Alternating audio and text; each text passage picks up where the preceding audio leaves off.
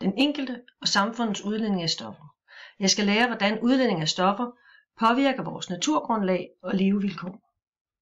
Vi skal arbejde med forbrænding, karbons kredsløb, drivhuseffekt, klimaændring, luftforurening, landbrug og iltsvind, ozonlag, kloakker og rensningsanlæg. Men denne gang skal vi fokusere på plastik i havene. I 1962 blev der produceret 15 millioner tons plastik, mens det tal i 2014 var vokset til 311 millioner tons. Heraf bruges de 26% til emballage. I 2014 var der 1 ton plastik per 5 ton fisk i havet. I 2025 er der 1 ton plastik til 3 tons fisk. I 2050 forventes det, at der vil være mere plastik i havene end fisk, hvis ikke der gøres noget. Kun 14% af al plastikemballage bliver indsamlet til genbrug. Men reelt er det kun 5%, der bruges mere end. Men hvad er plastik?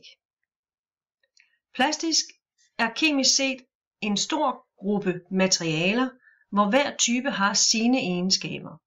De er alle polymerer, og polymerer er nogle store, lange molekyler, der er sammensat af nogle mindre molekyler, som kaldes monomerer. De laves af råolie. Råolien behandles i et olieraffinaderi. Den destilleres i en fraktioneret destillation. Råolien bliver varmet op, og på grund af at den har forskellige kogepunkter, vil den adskilles i forskellige typer med hver sit kogepunkt. Der dannes simple kemiske forbindelser, kendt som monomerer. Efter denne proces bliver monomererne samlet til polymerer. Nogle polymerer forarbejdes til kompakte plastmaterialer og andre til tekstilfibre. Vi kan prøve at cracke en plastikpose og se, at der dannes gas og en brændbar væske. Vi går sådan set baglæns. Der er eksempler her på forskellige plasttyper, og det er faktisk nogle danske plastprodukter. De stiller alle meget store krav til materialerne. Novopennen skal kunne dosere små mængder insulin med stor nøjagtighed og samtidig være nem at betjene for patienten. Bløde kontaktlinser til engangsbrug er fremstillet af hydrogeler, som tillader iltdiffusion.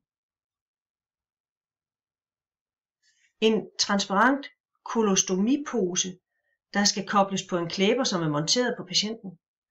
Posen skal jo både være lugt- og væsketæt og knitrefri, så den ikke kan høres, når patienten bevæger sig. Og så vores kendte Lego-klods, som er fremstillet med nogle meget fine tolerancer og stor farveægthed. Kravene er mekanisk robust legetøj, der kan samles og skilles ad mange gange. Så er der nogle eksempler på, hvad plastik ellers er. Sodavandsflasker, madkasser, legetøj, og alle sammen herovre, det er navnene på det. Så er der forskellige egenskaber. Her har vi noget omkring, hvilken massefylde plastik har. Hvis man sætter ild til det, så har det en blå flamme, gul flamme, en selvslukkende flamme, der soder. Eller det kan have en voksagtig overflade, det kan have en høj glans og være ret sprødt. De her egenskaber kan man ligesom benytte sig af, hvis man skal have adskilt plastik. For eksempel kan man udnytte plastiks forskellige massefylder til at adskille det i deres forskellige typer. Det er vigtigt at få det adskilt i typer, for at man kan genbruge det.